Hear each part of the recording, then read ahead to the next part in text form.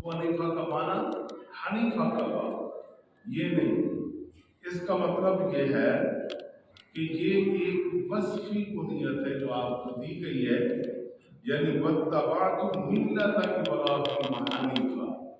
Hanifa यानी हक और बातिल के दरमियान फर्क करने वाले को हनीफ कहते हैं। तो ये हनीफ आप इस नाम से मालूम और इतने मारूफ हुए कि आपके नाम से ज्यादा लोग अबू हनीफा के नाम से आपको याद करते हैं। और इसी तरह इमाम आज़म जो आपका लक़ब है, बड़े इमाम का जो लक़ब है, ये अल्लाह का एक फजल, अल्लाह की अता है। ज़ालिका फ़ज़्लुल्लाहि युतीही मन यशा, ये अल्लाह का फजल है, अल्लाह जिसे चाहता है अता करता है। तो ये इमाम आज़म का माना बड़े इमाम। तो आप बड़े इमाम कैसे बने? बड़े इमाम यूं बने कि बड़े बड़े मसाइल आपके सामने जब रखे गए तो आपने इस अंदाज में उनका हल पेश किया कि बड़े बड़े लोगों, नामवर फकीर, नामवर लोगों को उससे इत्तेफाक करना पड़ा, जिससे आपकी शोहरत होती चली गई और आप इमाम आज़म के लक़ब से मशहूर हुए। एक बात अर्ज करता हूँ, आप इमाम आज़म का ज़रा तवज्जो रखेंगे। इमाम आज़म का नुक्ता नज़र ये है कि इमाम की क़िराअत ही मुक़्तदी की क़िराअत है।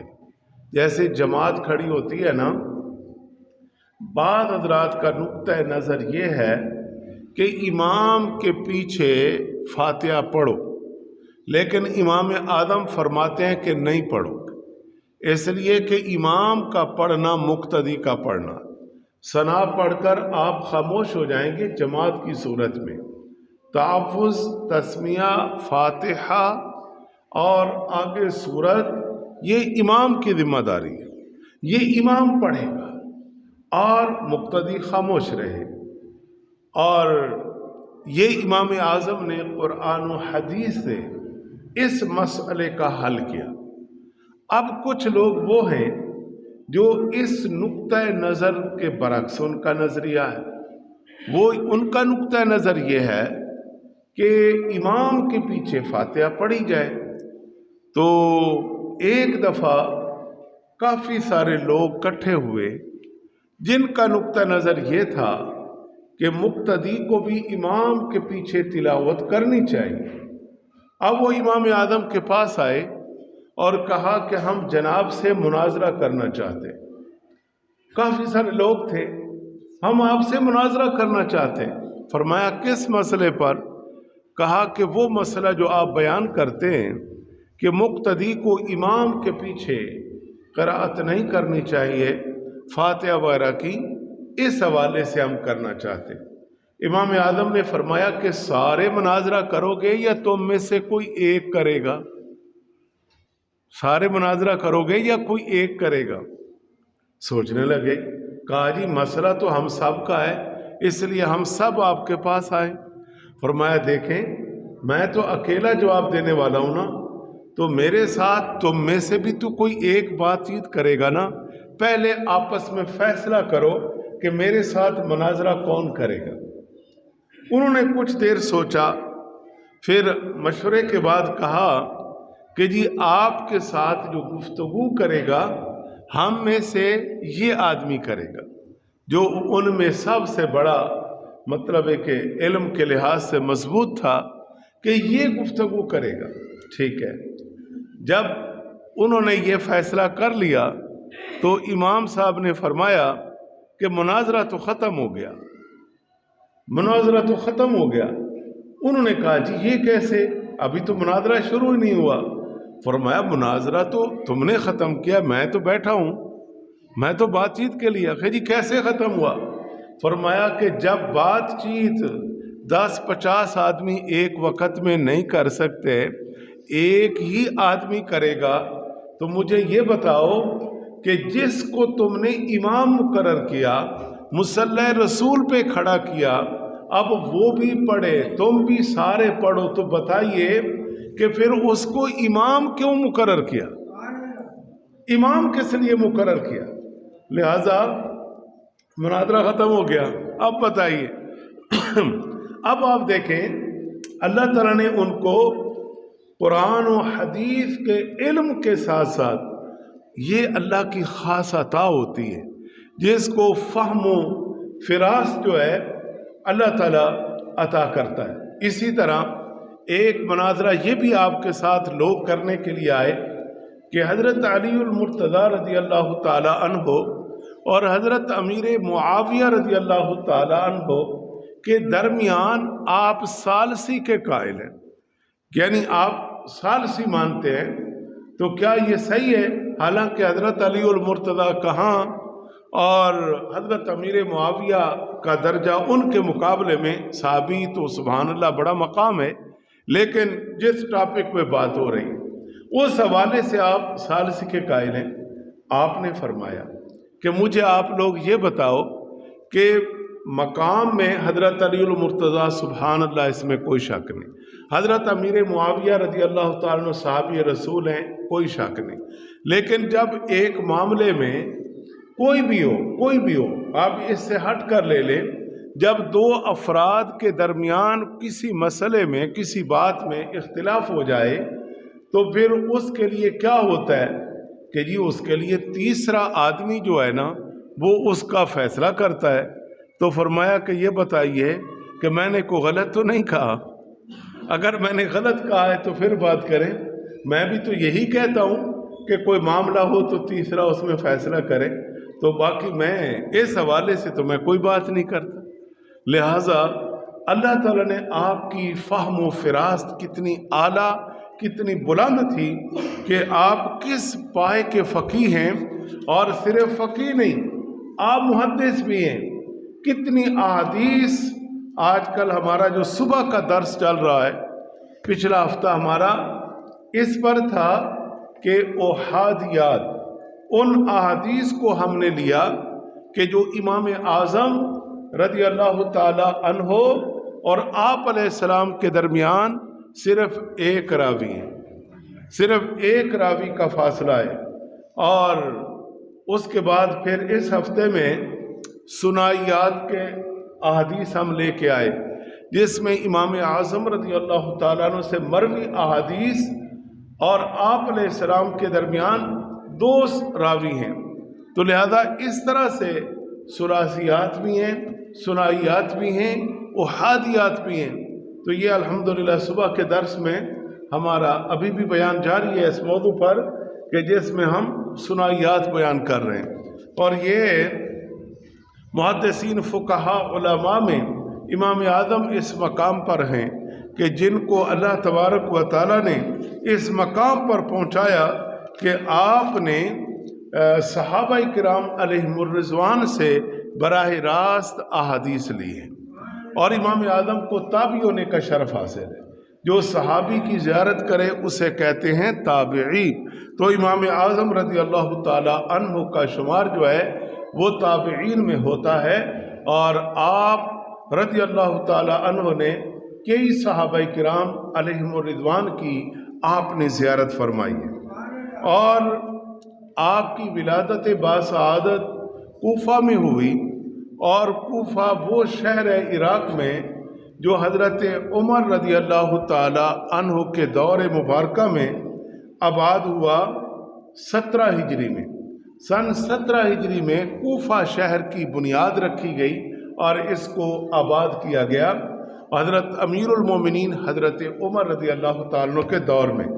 جب اس شہر کو آباد کر دیا گیا تو پھر یہاں جب لوگ آ کر بسنے لگے اور جب آبادی کا نظام بنا تو پھر یہاں کے لوگوں کو دینی تعلیم دینے کے لیے، قرآن کی تعلیم دینے کے لیے، احادیث کی تعلیم دینے کے لیے حضرت عمر رضی اللہ تعالی عنہ نے مدینہ المنورہ سے حضرت عبداللہ بن مسعود رضی اللہ تعالیٰ عنہ کو بھیجا، ہاں جی، کہ تم کوفہ میں جا کر لوگوں کو دین سکھاؤ، لوگوں کو علم کی تعلیم دو، لوگوں کو قرآن کی تعلیم دو۔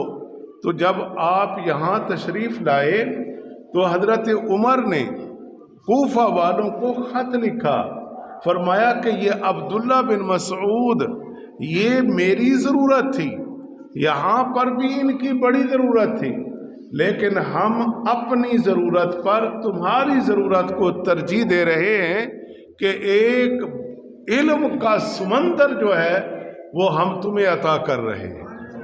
پھر حضرت عبداللہ بن مسعود نے آ کر یہاں جو محنت کی، جو کوشش کی، جو دین کی تعلیم کو عام کیا، تو جب حضرت علی المرتضیٰ رضی اللہ تعالی عنہ آپ اپنے دور خلافت میں آپ جب یہاں تشریف لائے تو آپ نے کوفہ کا جب وزٹ کیا تو ہر گلی میں عالم، ہر آبادی میں عالم، ہر جگہ پہ علماء۔ تو حضرت علی المرتضیٰ نے دعا کی کہ حضرت عبداللہ بن مسعود اللہ تعالیٰ ان پر کرم فرمائے کہ اس نے کوفہ شہر کو علم سے بھر دیا ہے، یعنی اتنے علماء پیدا کر دیے، اتنے علماء پیدا کر دیے، اتنے علماء پیدا کر دیے۔ تو اسی کوفہ کے اندر حضرت امام اعظم رضی اللہ تعالیٰ عنہ کی ولادت باسط ہوئی۔ یہ ہے ایک تاریخ، ایک لائن، ایک ربط، ایک تعلق کہ جس شہر میں حضرت امام اعظم کی پیدائش ہوتی ہے اس شہر میں کس کس نے بنیاد رکھی اور کس نے وہاں پر آ کر علمی کام کیا۔ اور حضرت امام اعظم رضی اللہ تعالیٰ عنہ فقہی مسائل کے اندر آپ کی جو لائن ہے وہ حضرت عبداللہ بن مسعود رضی اللہ تعالیٰ عنہ، آپ ان کے حوالے سے مسائل کو لیتے ہیں۔ اور آپ کے دور اقدس میں جتنے صحابہ کرام موجود تھے اور جن کی آپ کو زیارت کرنے کا موقع ملا، ان میں سے کچھ نام میں بتاتا ہوں اس حوالے سے کہ ان صحابہ کرام کا نام لیا جائے اور اس سے امام اعظم کی شخصیت نمایاں ہوگی، اور آپ کو کئی صحابہ کرام کا جو شرف حاصل ہوا ان کی زیارت کا، ان میں کون سے لوگ ہیں۔ اور اگر 61 ہجری اور 80 ہجری اس دور میں 61 میں آپ کی ولادت ہوتی ہے تو دیکھ لیں کتنے صحابہ موجود ہیں، اور 80 ہجری میں ولادت ہوتی ہے تو پھر کتنے صحابہ موجود ہیں۔ تو سن لیجئے، آخری صحابی جس نے حضور کی زیارت کی اس کا انتقال ہوا ہے جی 110 ہجری میں۔ 110 ہجری میں آخری صحابی کا انتقال ہوا اور اس کا نام ہے حضرت ابو الطفیل۔ حضرت ابو الطفیل وہ آخری صحابی ہے جس نے آپ علیہ السلام کی زیارت کی، تو حضرت امام اعظم رضی اللہ تعالیٰ عنہ نے ان کی زیارت فرمائی۔ تو ان کا وصال جو ہے 110 ہجری میں ہوا، جبکہ امام صاحب کی ولادت 61 ہجری میں ہو تو آپ اندازہ کریں 110 تک کتنی عمر آپ کی ہو چکی تھی۔ 80 ہجری میں ہو تو جب کتنی عمر ہو چکی ہے۔ اس تناظر میں اب آگے چلتے ہیں۔ دیگر صحابہ کرام میں جو زیارتیں آپ نے کی ہیں، حضرت انس بن مالک رضی اللہ تعالیٰ عنہ، ان کی زیارت امام اعظم نے کی اور آپ سے امام اعظم نے احادیث بھی لی ہے اور ان کا وصال ہوا، یہ متوفا ہے 93 ہجری کے اندر حضرت انس کا وصال ہوا۔ اگر 80 ہجری میں امام اعظم کی ولادت ہو تو 93 ہجری تک امام اعظم کی کتنی عمر ہے؟ اگر 61 ہجری میں آپ کی ولادت ہوئی تو پھر کتنی عمر ہے؟ جبکہ آپ اس پائے کے آدمی ہیں، آپ تو روایتیں لا رہے ہیں، حدیثیں لا رہے ہیں اور کتنا کام کر رہے ہیں۔ اس سے معلوم ہوا کہ امام اعظم کوئی اور شخصیت ہیں جن کو اللہ نے مراتب جلیلہ عطا فرمائے۔ اور حضرت عبداللہ بن ابی اوفا، آپ نے ان کی زیارت کی اور ان کی وفات ہوئی ہے 87 ہجری میں، اور اسی طرح حضرت سہل بن سعد اور ان کی وفات ہوئی 88 ہجری میں، اور حضرت ابو طفیل جن کا ذکر ابھی کیا 110 ہجری میں، اور حضرت واصلہ بن اسقا اور متوفا ہے 85 ہجری، حضرت مقدام بن معدی کرب 87 ہجری، اور حضرت عمرو بن حریث 85 ہجری۔ یہ وہ سارے صحابہ کرام ہیں جو امام اعظم کے دور میں موجود تھے، امام اعظم رضی اللہ تعالیٰ عنہ کے دور میں موجود تھے۔ اسی طرح حضرت عبداللہ بن بصر اور حضرت عبداللہ بن حارث، حضرت عتبہ اور حضرت صائب اور حضرت طارق بن شہاب اور حضرت عبداللہ بن ثعلبہ، حضرت عبداللہ بن حارث بن نوفل، حضرت عمر بن ابی سلمہ، حضرت مالک بن حویرث اور حضرت محمود بن لبید اور حضرت مالک بن اوس، یہ وہ سارے صحابہ کرام علیہم الرضوان ہیں۔ یعنی حضرت مالک بن اوس 92 ہجری میں ان کا وصال ہوا، تو 110 ہجری تک کتنے صحابہ کرام موجود رہے۔ تو یہی دورانیہ تھا امام اعظم رضی اللہ تعالیٰ عنہ کا، اور امام اعظم نے ان میں سے کئی صحابہ کرام سے آپ نے احادیث بھی لی ہیں، اور ان سے ان کی زیارت بھی کی ہے، اور ان کے پاس بیٹھے بھی ہیں، نشست بھی کی ہے۔ تو یہ وہ صحابہ کرام ہیں۔ اور امام اعظم رضی اللہ تعالیٰ عنہ آپ کے علم کے حوالے سے تو قرآن و حدیث کے کئی اشارات موجود ہیں۔ آپ علیہ الصلوۃ والسلام نے ارشاد فرمایا کہ اگر علم جو ہے، علم ستاروں پر ہو تو ابنائے فارس میں اللہ ایک ایسے مرد کو پیدا کرے گا کہ اگر علم ستاروں پر ہو تو وہاں سے بھی وہ علم لے آئے گا۔ یہ حدیث کا جو محدثین نے ذکر کیا کہ اس کا مرکزی اشارہ کس طرف ہے، تو محدثین فرماتے ہیں کہ یہ اشارہ امام اعظم کی طرف ہے، کہ جو حضور نے فرما دیا تھا کہ ابنائے فارس میں، تو اس میں جو قد آور شخصیت گزری ہے اور جس نے علم کے اندر کمال حاصل کیا اور مسائل فقہیہ کے اندر جس نے محنت کی اور جس نے علماء کی جماعتیں تیار کی اور 12.5 لاکھ سے زائد مسائل آپ نے قوم کو امام ابو یوسف اور امام محمد جیسے اور دیگر فقیہوں کی جماعتیں تیار کر کے دیں، اس کا نام امام اعظم ابو حنیفہ ہے۔ تو اس طرح سے علمی نوعیت کا کام جو آپ نے کیا وہ ان چند منٹوں میں بیان نہیں ہو سکتا۔ آپ جتنی فقہ، آپ نور الاضاء، قدوری شریف، ہدایہ شریف، کنز الدقائق اور پھر اصول کی کتابوں میں آ جائیں، نور الانوار پڑھیں، آپ حسامی پڑھیں، تلویب پڑھیں، دیگر کتابوں کے اندر آپ چلے جائیں، تو یہ وہ کتابیں ہیں کہ جن کے اندر اصول، قواعد، فقہی مسائل جو امام اعظم نے حل کیے، ضابطے دیے، قواعد دیے، وہ سارے ان کتابوں کے اندر پھیلے پڑے۔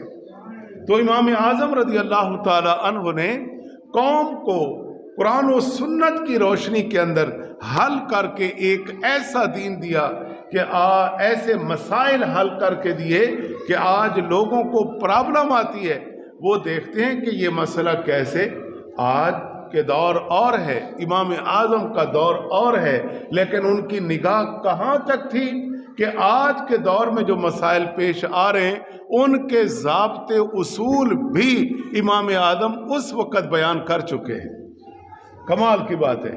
لیکن آئیے، اگر امام اعظم کے حل شدہ مسائل آپ دیکھنا چاہتے ہیں، آسانی کے ساتھ پہنچنا چاہتے ہیں، تو فتاوی رضویہ شریف اعلیٰ حضرت احمد رضا خان جناب والا، آپ 32 جلدوں میں آپ اس کا مطالعہ فرمائیں، اور پھر یہ جو شب و روز کے عام فہم آسان مسائل نماز کے مسائل، روزہ کے مسائل، حج کے مسائل، زکوٰۃ کے مسائل، نکاح کے مسائل، طلاق کے مسائل، کتاب البیوع کے مسائل، کتاب الوضو، کتاب الطہارت، جتنے مسائل ہیں، آپ قریب سے اگر امام اعظم کو دیکھنا چاہتے ہو کہ ان کی کیا خدمات ہیں قوم و ملت کے لیے، اور وہ مسئلہ جو آپ کی سمجھ میں بھی آئے، تو آپ علامہ امجد علی صاحب رحمۃ اللہ علیہ کی بہار شریعت کا بھی مطالعہ کر سکتے ہیں۔